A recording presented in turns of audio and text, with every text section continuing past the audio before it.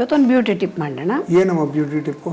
ತುಂಬ ಜನಕ್ಕೆ ಈ ಕುತ್ತಿಗೆ ಹಿಂಭಾಗ ಎಲ್ಲ ಕಪ್ಪಗೆ ಸುಟ್ಟೋದಂಗೆ ಆಗ್ಬಿಟ್ಟಿರುತ್ತೆ. ತುಂಬ ಜನ ಕೇಳ್ತಾರೆ ಕೂಡ, ಇದಕ್ಕೇನು ಮಾಡೋದು ಅಂತ.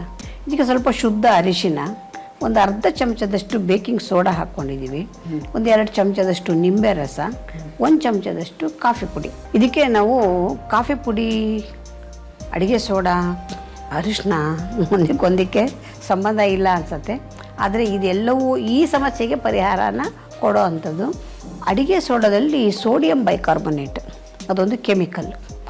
ಈ ಕೆಮಿಕಲ್ಲು ಈ ಕೆಲವೊಂದು ಚರ್ಮದ ಸಮಸ್ಯೆಗಳಿಗೆ ಸಹಾಯವನ್ನು ಮಾಡುತ್ತೆ.